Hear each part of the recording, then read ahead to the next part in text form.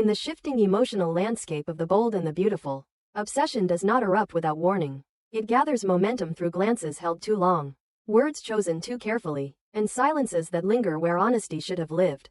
The arc surrounding Dylan, Will, Elektra, and RJ unfolds as a psychological slow burn, one that draws its power not from sudden shocks but from the accumulating weight of manipulation, memory, and fear. At first, the danger seems abstract, an unease that can be rationalized away. But as the story advances, the truth becomes unavoidable. Obsession, when left unchecked, reshapes reality itself, and when it reaches its apex, it demands a reckoning that spares no one. From the outset, Dylan's fixation on Will Spencer becomes increasingly difficult to ignore. What once appeared as loyalty or misplaced affection hardens into something far more intrusive. Something that watches, measures, and recalibrates every interaction around a single gravitational center. Dylan does not merely care about Will, she orients her world around him. Every decision, every encounter, every calculated kindness is filtered through the question of proximity. How close she can be to Will without triggering suspicion. How far she can push before resistance emerges. This fixation radiates outward, casting a shadow over Will's relationship with Elektra Forrester, who senses the imbalance before she can articulate it. Elektra's concern is not rooted in jealousy but in intuition. She feels the pressure of Dylan's presence like a draft through a closed room. Subtle, persistent, impossible to fully shut out. There are moments when Dylan's gaze lingers too long, when her questions veer into territory that feels less like curiosity and more like surveillance. Elektra begins to recognize a pattern. Dylan positions herself as indispensable, as the one person who understands Will's vulnerabilities better than anyone else. This realization unsettles Elektra, not because she doubts Will's affection, but because she understands how fragile trust becomes when doubt is carefully cultivated rather than openly declared. Dylan's strategy evolves with chilling precision. She does not attack Will and Elektra's relationship head-on, she erodes it from within. Through offhand comments and carefully timed insinuations, she plants seeds of uncertainty that are difficult to trace back to their source. She references moments Elektra was not present, implies misunderstandings without fully explaining them, and frames her own involvement as protective rather than possessive. Each suggestion is plausible enough to dismiss individually, yet together they form a narrative that invites suspicion. Dylan understands that relationships rarely collapse under direct assault, they fracture under the quiet accumulation of doubt. The return of RJ Forrester becomes a tool Dylan wields with particular effectiveness. RJ's reappearance reopens emotional corridors Elektra thought she had sealed, stirring memories layered with nostalgia, regret, and unresolved affection. Dylan amplifies these tensions subtly, highlighting moments of shared history between Elektra and RJ, just enough to make Will feel peripheral. She frames their reconnection as inevitable, even natural, while positioning herself as the constant presence Will can rely on when he feels displaced. In doing so, Dylan reframes Will's vulnerability as opportunity. For Will, this period becomes one of quiet unraveling. He senses himself slipping from the center of his own life, pushed to the margins by dynamics he struggles to understand. Elektra's emotional complexity, RJ's familiarity, and Dylan's unwavering attention collide in ways that leave him unsure where he belongs. His insecurity deepens, not because Elektra has done anything wrong, but because Dylan's narrative has begun to color his perceptions. He feels isolated, unheard, and increasingly dependent on the one person who seems consistently aligned with him. Dylan herself. As Dylan's obsession intensifies, her behavior crosses from manipulative into overtly alarming. She begins interfering with Will's professional life, creating obstacles that undermine his confidence and stability. Deadlines are missed due to misinformation. Opportunities dissolve because of conveniently timed disruptions. Each setback appears accidental on the surface, yet the cumulative effect is devastating. Will's world contracts as his work suffers and his support network thins. Dylan positions herself as his sole advocate, the one person willing to stand beside him when everything else seems to be falling apart. The isolation Dylan engineers is methodical. She discourages Will from confiding in those closest to him, framing their concern as judgment or interference. She reframes Elektra's questions as mistrust, RJ's presence as intrusion. Over time, Will begins to doubt his own instincts, to question whether the people he once relied on truly have his best interests at heart. This erosion of self-trust is Dylan's greatest success, because it makes Will malleable, receptive to guidance that would once have felt invasive. Amid this tightening web, a darker truth begins to surface, one that reframes everything that has come before. The death of Luna, long treated as a closed chapter, re-emerges as an open wound. Fragments of information suggest that Dylan's connection to Luna was neither incidental nor resolved. As whispers turn into revelations, the possibility of Dylan's involvement sends shockwaves through those who believed they knew her. The implication is not merely that Dylan carries guilt, but that her fixation on Will may be rooted in unresolved trauma tied directly to Luna's fate. Dylan's past with Luna is revealed as a crucible of grief and obsession. A relationship defined by dependency and loss. Luna represented a version of the future Dylan believed she could secure. A bond that promised permanence in a world that had repeatedly taken it away.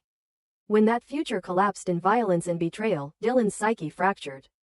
Her inability to save Luna transformed into a compulsion to control what she could not afford to lose again. Will, in this context, becomes less a person than a symbol, a chance to rewrite history, to prove that this time, she will not fail. Understanding Dylan's past does not absolve her actions, it contextualizes them. Her obsession with Will is no longer inexplicable, but it is no less dangerous. The more she clings to him, the more she convinces herself that intervention is justification, that harm is protection. This distorted logic propels her toward increasingly reckless behavior, culminating in a confrontation that strips away any remaining pretense. Elektra, driven by mounting fear and clarity, confronts Dylan directly. She demands accountability, forces Dylan to acknowledge the harm she has caused, and names the obsession that has poisoned their lives. The confrontation is volatile, charged with years of unspoken tension and suppressed rage. Dylan's response is unpredictable, oscillating between denial, justification, and flashes of raw vulnerability that hint at how close she is to losing control entirely. The encounter leaves Elektra shaken, aware that reason alone may not be enough to stop what is unfolding. Will's awakening comes not in a moment of quiet reflection, but in crisis. Pieces finally align, revealing Dylan's pattern of manipulation and isolation. The realization is devastating, forcing Will to confront how thoroughly his trust has been exploited. The confrontation between them is tense and emotionally brutal, marked by Dylan's refusal to relinquish her narrative and Will's desperate attempt to reclaim agency. In this moment, the depth of Dylan's obsession is laid bare, stripping away any illusion of safety. As the story hurtles toward its climax, Dylan's fixation reaches its most dangerous expression. Her fear of losing Will eclipses any remaining restraint, pushing her toward actions that place him in immediate peril. What began as emotional manipulation escalates into a threat that demands intervention. Friends, family, and allies are forced to act, not only to protect Will, but to prevent Dylan from destroying herself entirely. This arc stands as a meditation on how obsession corrodes from within. How grief unprocessed becomes control. How love warped by fear becomes violence. It challenges the audience to recognize the warning signs before they harden into inevitability. And it underscores a recurring truth within The Bold and the Beautiful.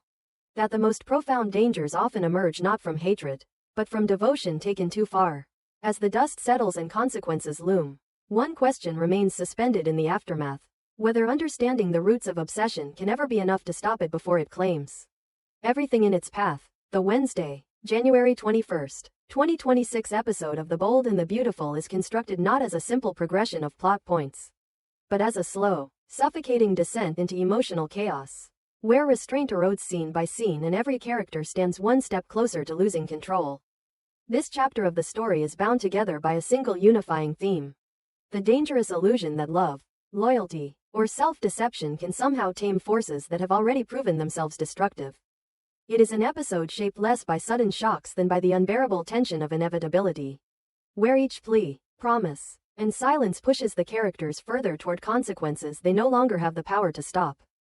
At the emotional center of the episode stands Steffy Forrester Finnegan, whose fear is no longer speculative or cautious, but immediate and desperate. Steffy is not reacting to a hypothetical threat. She is responding to a pattern she knows too well, one that has cost her safety, her peace, and nearly her family in the past. When she secretly overhears her mother recording post-session notes after Deacon's therapy appointment, something inside her snaps, not out of anger, but out of terror. The sound of Taylor's voice, calm and professional on the surface, feels to Steffy like a betrayal of reality itself.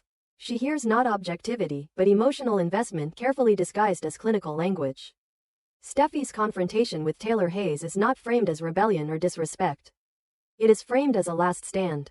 She tells her mother, again, that she cannot continue seeing Deacon, not because of appearances or gossip, but because the danger is real and growing.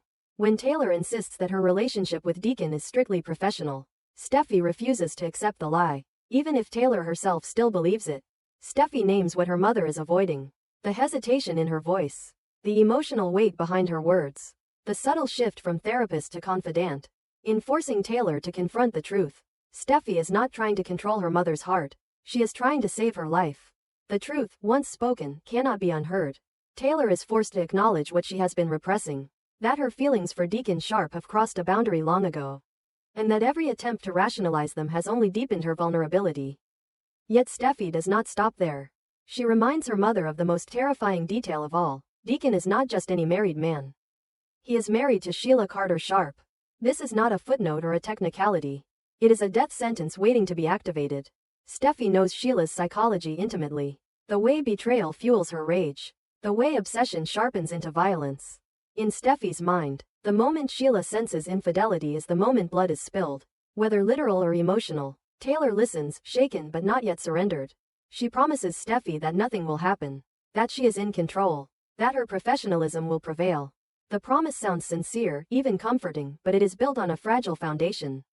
Taylor has made similar promises before. To herself and to others. And she has learned too late that intention is not the same as immunity. What makes this promise especially tragic is that Taylor truly believes it at the moment she speaks. She does not yet recognize how far she has already drifted from the safety she claims to maintain. Elsewhere, Sheila senses something is wrong, even if she cannot yet name it.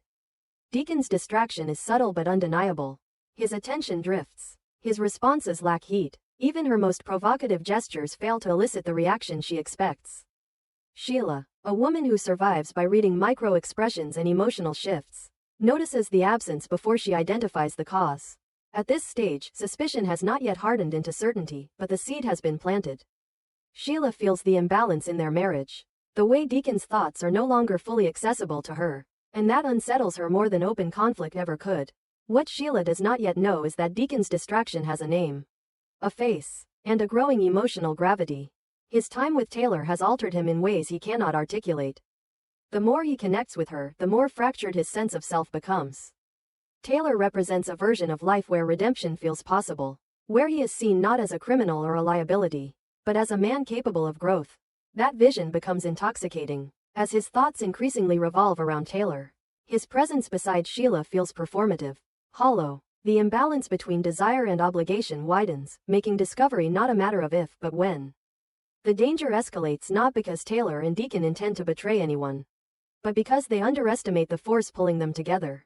Every shared look, every unspoken understanding, every moment of emotional intimacy pushes them closer to losing control. Taylor tells herself she will step back, that she will end the sessions. That she will create distance. Deacon tells himself he will respect her boundaries. That he will honor his marriage. That he will not act on temptation. Yet restraint weakens precisely because they continue to place themselves in situations that demand it. The more they test their self-control, the more fragile it becomes.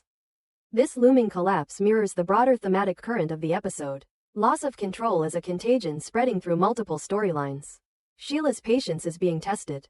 Lee Finnegan faces her own limits as long-buried grievances and moral exhaustion threaten to surface. Even secondary characters feel the tremors of emotional instability, suggesting a world in which balance itself is temporary. The narrative widens to include the tangled emotional lives of Dylan, Will Spencer, Electra Forrester, and R.J. Forrester, whose intersecting paths reflect different expressions of the same core struggle: the fear of losing relevance, connection, or control. Dylan wrestles with identity and self-worth. Will balances loyalty and rivalry. Electra navigates a tension that borders on possession. RJ's internal conflict threatens to tip into obsession.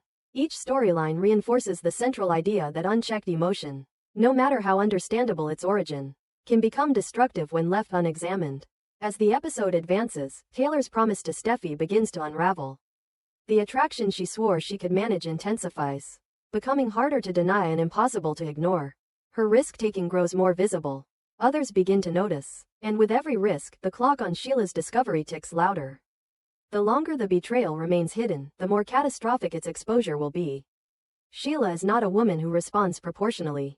She escalates. The episode makes it chillingly clear that once Sheila learns the truth, it will take more than apologies or explanations to contain her rage. It will take intervention, protection, and perhaps sacrifice. By the time the episode reaches its emotional crest, The audience understands that control has already been lost. It simply has not yet been acknowledged by all parties. Steffi's pleas echo not as nagging, but as prophecy. Taylor's promises feel less like reassurance and more like denial. Deacon's silence becomes its own confession. Sheila's calm is revealed as the most dangerous state of all.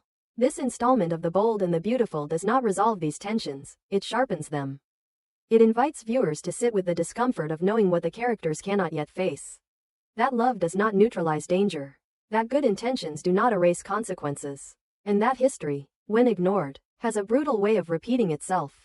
As Wednesday, January 21st, 2026 approaches, the question is no longer which storyline is most exciting, but which one will break first, and how much collateral damage will follow when it does.